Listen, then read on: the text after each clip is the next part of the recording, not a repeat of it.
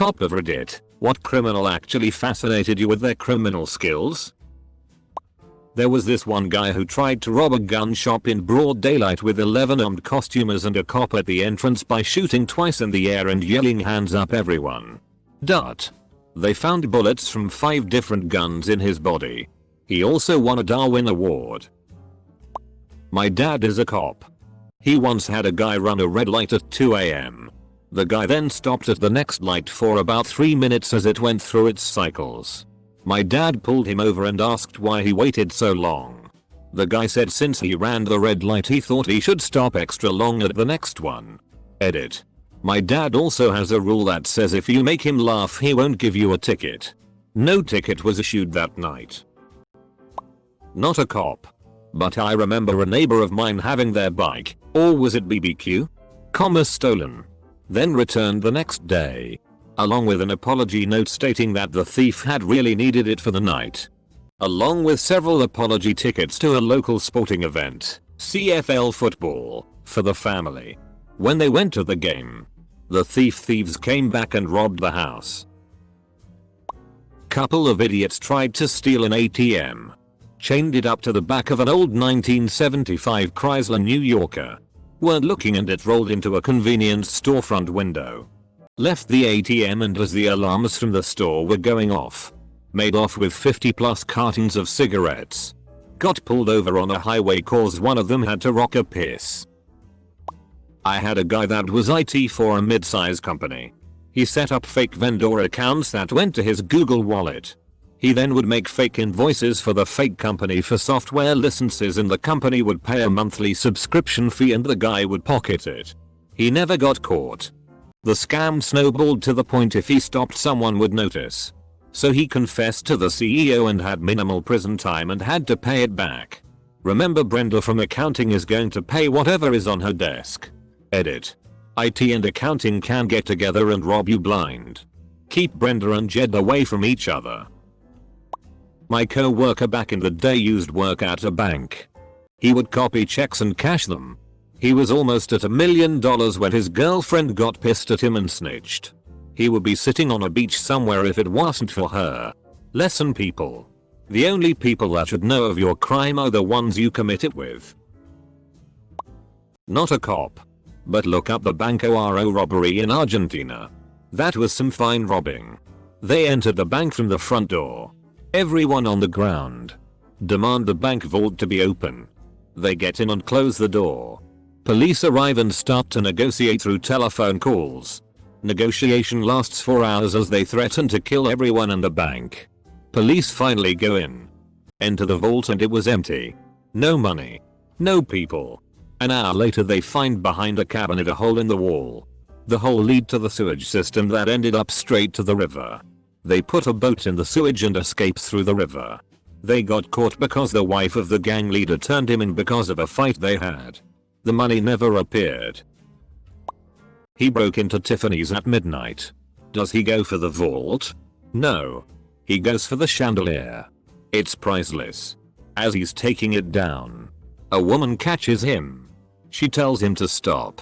It's her father's business. She's Tiffany. He says no. They make love all night. In the morning, the cops come and he escapes in one of their uniforms. He tells her to meet him in Mexico. But he goes to Canada. He doesn't trust her. Besides, he likes the cold. 30 years later, he gets a postcard. He has a son and he's the chief of police. This is where the story gets interesting. He tells Tiffany to meet him in Paris by the Trocadero. She's been waiting for him all these years. She's never taken another lover. He doesn't care. He doesn't show up. He goes to Berlin. That's where he stashed the chandelier. Obligatory not a cop. But I worked on a case where a guy stole a catering truck full of gourmet meat and cheese. Sold all of the food to random people at inflated prices. Used that money to buy a shitty load of cocaine. Used the cocaine. And then went to rob a Dollar General with the truck, but only after ripping out the refrigeration unit and selling that. This was in one day. I was just impressed at the amount of crime he managed to do in such a small time frame. Two local guys walked into Canadian Tire and just casually walked out of store with a full-size canoe. Who would ever question that bold move? Got caught when went back in for the oars. Not a cop or anything, but in high school I knew an absolute genius. He was without a doubt the best pickpocket I'd ever met. I've met a few, but instead of stealing I think he's a street magician these days. I always wore this leather jacket and a watch. He managed to take my watch from underneath my sleeve without me ever noticing and then handed it back to me like he'd just found it. Guy's also a great lockpick. He let me into the school's orchestra room after I left my instrument there and the teacher was absent, so we were left with the band class. I needed my cello for a performance I was in the next day and that was the only time I could have gotten it. Guy really saved my ass a few times. Kinda the opposite. Genuinely caught a guy after he left his DNA at a scene. The scene? A car. Where he'd left his DNA. From a bite he'd taken out of the victim's Nando's chicken takeaway left in the car. I worked at a radio station for a while and the news reporter listened to the police scanner constantly. She told me to come into her office and listen to this chase going down. The cops were on a high-speed chase down back roads following a car thief. This guy was taking these curves and hills at 90 and it was a 5-speed sports car. But eventually he took a sharp curve too fast and flipped the car multiple times into a field. He got out of the car completely unharmed and fled. Stole another truck at a farm and drove it close to his home. Walked to his house and went to bed. The police were shocked at how good of a driver he was being that he was only 17. He was arrested and in his mugshot he had his collar popped up and this smirk on his face like, "I'm so frickin' badass right now. I know what he did was wrong and he could have killed himself or someone else, but that mugshot will always stay with me. If he doesn't go into NASCAR, I'll be disappointed." Not an officer. But I did serve on a grand jury for over 4 months. The only time we had a criminal testify was against some of his partners. He was a master at stealing Corvettes. He divulged his entire car stealing scene. From going to dealerships, checking out cars and swapping out the key fobs. At one point he, very smugly, explained this one instance where he stole a car from Cleveland, drove it down to Columbus, stole a Corvette and drove it back up to the chop shop. He was clearly impressed with himself and his masterful car stealing skills. I'm not a cop, but the German extortionist are no funky. I had a shoplifter hitting the Walmart for TVs. He would go in the store, put a TV in the cart and go to customer service. He would request a refund for the television. To which the customer service employee told him he needed a receipt. He would proceed to get agitated to the point where security would come over and escort him and the F-King TV back to his car. Away he would go. He took 3 local Walmarts for almost 20 TVs. Sometimes it's the simple strategy that's the best. Franco Bagnale. Jr. His fraud and impersonation skills were so excellent that he successfully impersonated an airline pilot, a chief of pediatrics, and so on. He was also a master check forger. The movie Catch Me If You Can is based on him. He now lives in Charleston, South Carolina, where he owns a private fraud consulting firm and is a multimillionaire after retiring from working with the feds. Of course. I've heard of a guy that used kids to steal BBQ grills because the kids were too young to be charged with theft over $1,000. He'd fix the grills up and remove the serial numbers then sell them. He's also stolen safes and admins. Grown dope. You name it. The guy's afraid of puppets though. Always thought that was weird. I'm a lawyer, not a cop. But when I was clerking, my judge sentenced a dude for unauthorized practice of dentistry. He actually performed quite a few successful procedures before he was caught. You could have just PM'd me. I don't have a good story in answer to your question. So now this is awkward. My dad was one of the head detectives on the Zodiac killer case for a while. Obviously he was a good criminal because he is still at large. Not a cop. My uncle was shot on Halloween. Guy was dressed as a robber with a striped black and white shirt and ski mask. He had the gun in plain sight. Rang the doorbell and said trick or treat and shot my uncle 6 times. I always thought it was pure genius because he had a gun in the open and wore a mask and my uncle willingly opened the door. Not a cop, but when I was in college in the late 90s, some guy would stealthily ejaculate on girls that were studying. They would not realize it happened until they felt the semen on their skin or noticed it on their clothes.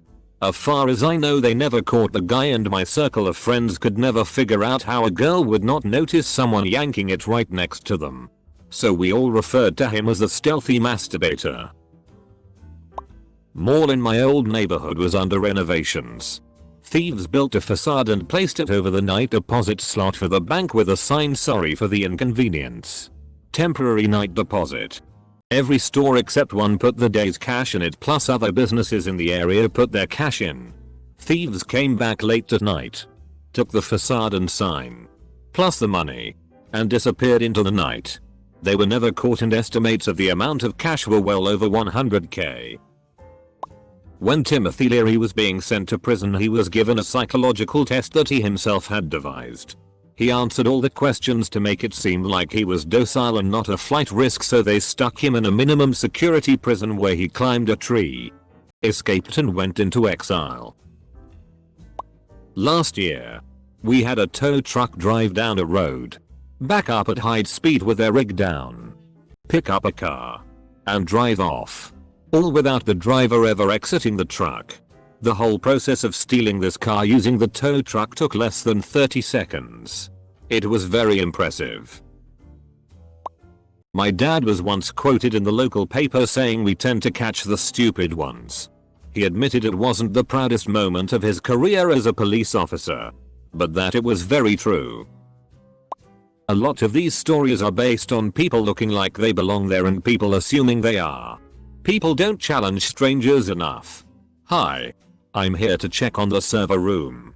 Who are you with?" MFFGGGHHH Corporation. "Ah. Okay." Double quote. It is sometimes fascinating to hear confessions, their reasoning or the technique they used. I was talking with one guy about a stolen vehicle and he flat out admitted that he stole it. "I steal vehicles all the time. I've been caught in stolen vehicles before. I've run from cops in stolen vehicles. I've crashed into cop cars with stolen vehicles before. I steal them because I need to get around. I have places to be and things to do, you know." His honest response just blew me away. Another guy really went into detail about how he stole vehicles. "It's easy. You just take and you rip this away and you jam it in here and boom, the truck turns on as if you had the key." Made me a little more conscious about my own vehicle after that. My dad was a cop and had to chase a guy with no arms on a bike through prickle bushes, and at one point his bike couldn't go through terrain, so he carried it with his neck and almost got away. Not a cop, but worked with secret shoppers. This one is mainstream now, but the simplicity and effectiveness of it amazed me at the time. Guy walks into a department store and buys an expensive item off the shelf. Say a drill set or the like. Buys it legit and then takes it home. Guy comes back the next day and grabs another off the shelf and takes it to customer service and returns it with yesterday's receipt. Works surprisingly well. Not a cop, but I find the mind of H. Holmes absolutely incredible. He was a serial killer in Chicago during the World's Fair. He scammed countless contractors who helped him build the castle. Within the castle, his victims would get completely turned around and eventually dropped into vats of acid. Holmes would then strip the bodies of flesh and muscle and sell the skeletons to schools. He was one messed up mofo. My father used to work for Canadian immigration and tells the story of a very enterprising Somali. The guy wanted to come to Canada, but only had the money for a ticket to Paris. So he did his homework and bought a ticket on a plane arriving at about the same time as a flight from Toronto. He destroyed his ID and travel documents on the plane. Upon landing, he mixed himself in with the Toronto passengers in line to go through French customs and immigration. When he told the customs officer he was arriving from Canada and had no passport or ID, he was immediately arrested and returned to Canada on the next available flight. By the time the whole thing was sorted out, he was already in Canada and had applied for refugee status, guaranteeing him at least a year or two of residence while his refugee claim was processed.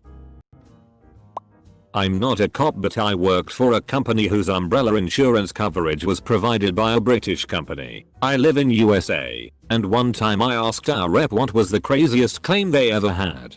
She said an elevator was stolen before it was installed by a full-blown construction crew that showed up in the night. They had orange flashing lights, flaggers, hard hats, vests, boots, a wide load trailer with an escort pickup truck and all. They later found out it was an inside job since it was insured for a price and replaced with a significantly cheaper elevator. They never found the elevator or arrested anyone. Not a cop, but worked at a prison. Had a maintenance trustee that I finally caught messing up.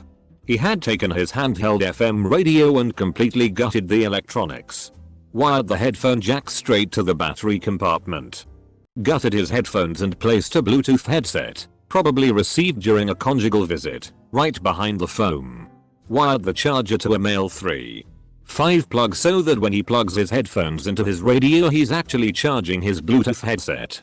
Since he worked in maintenance, he simply put a cell phone in the pipe chase of his cell, plugged it in a charger and paired. Tada. He looks like he's singing a song he's listening to, but he's talking on the phone. Vigorously takes notes.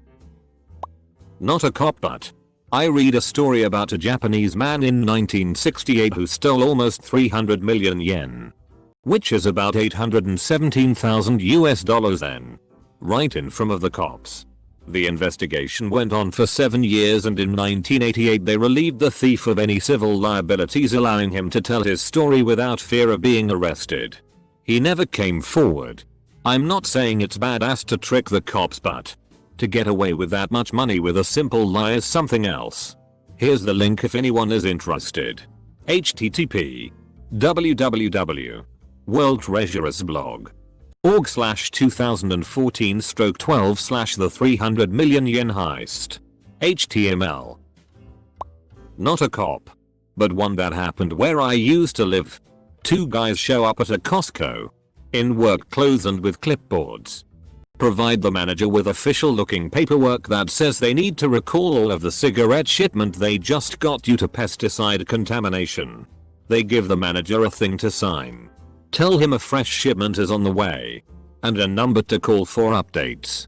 The employees help them load up the entire stock of cigarettes, and these guys drive off. Entire thing is a scam. They never track down the guys or the cigs. I'm a lawyer, not a cop, and I can say that 99.5% of criminals that get caught are total idiots. People always expect a Professor Moriarty when you're really dealing with Junkie Eddie. The smart criminals just go into banking. That being said, I had a client in Chicago who worked with a team of people that had a great scheme.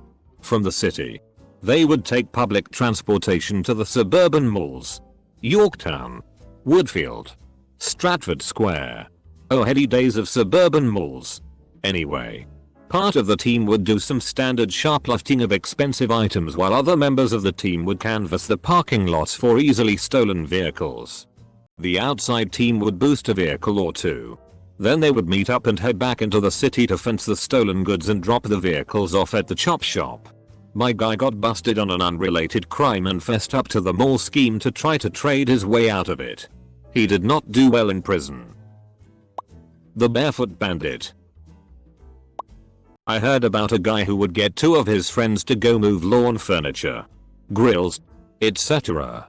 to the curb, and then he would come and take it because if it's on the curb it's garbage. And taking someone's garbage isn't stealing. I had to lock up a guy for a warrant. Reason: undersized base. Apparently he FTA'd, so they issued a warrant. I heard this one from a friend on the force. Two guys show up at our local home improvement store driving a white van. They're wearing blue work jumpsuits.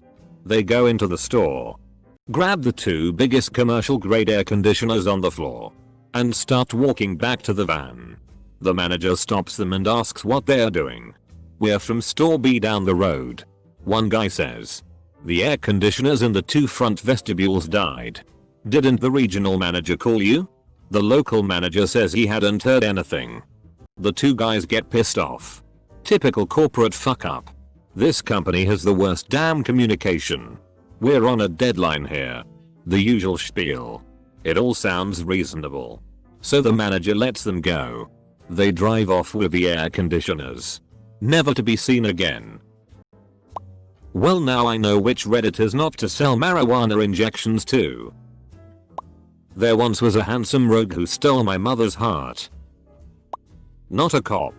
But about a month back someone stole 48 kayaks from a Canadian tire in my town. How the FCK do you just take 48 kayaks without being noticed? Don't think they got caught either. At least not yet. Not a cop. But I am contracted to take apart methamphetamine labs in order to collect evidence and dispose of hazardous materials. I can't go into too much detail because of ethics. And I don't want to violate Reddit tools. But there were some very elaborate systems developed by meth addicts who decided to use their own products. The thing that fascinated me the most was actually quite common. I would never think to use lithium foil to raise the pH of an aqueous solution while also increasing the temperature in order to increase the reaction rate. But I have certainly learned quite a bit about both chemistry and physics while on the job. A few things that I thought were flat out impossible I have now seen in action using household chemicals. Nice try. Criminal. By far the kid nicknamed Shoeless something or other that was stealing airplanes for joyrides. They caught up to him eventually. But for being self-taught. Pretty damn impressive. Sally Mae. My aunt is a cop. She is usually impressed by scam artists more than anything. Able to take large amounts of money product without being violent whatsoever. Not a cop. But the most interesting criminal I've seen in action was in Chicago. I spotted a rather simple but effective shoplifter at a garage sale. He distracted the people in charge and then stole a few small, but apparently interesting things by slipping them in his jeans pockets. He did get away from that sale with the stuff he wanted, mostly. He tried grabbing something I wanted to buy. So I elbowed him hard and told him it was taken. He ended up walking off without buying anything. But I still got the CD one wanted. My dad is a cop. And he told me about the infamous Swedish arsonist Gryning Spiramanen, the Dawn arsonist. Specifically, he told me about his old military buddy who was tasked with surveillance in his case. Gryning Spiramanen was especially known for never being caught, well, almost. And my dad's friend saw why that was firsthand. The arsonist was ordered by court to stay inside his home for the duration of one of the many, investigations. One evening, when the cops were on watch outside the arsonist's apartment, they saw him surreptitiously jump off his balcony and then skedaddled out so fast the police barely had time to react before he was out of sight. As a young ensign before my ship left for deployment, I watched from an upper deck as a handful of people swam to the outboard side of the ship and tied off several lines to something they had on a raft. I waited until they came on board after drying off and changing clothes in the parking lot before I went down to investigate. Turned out they were chiefs smuggling liquor into the goat locker. This was 1979, so I'll let it go. Back then busting a chief. All of which did several stints in Vietnam. For something like this could get you tied to a 30-pound shackle and pitched overboard late at night while out to sea. On the bright side, all the senior enlisted men started addressing me with "Sir" instead of smugly saying "Ensign."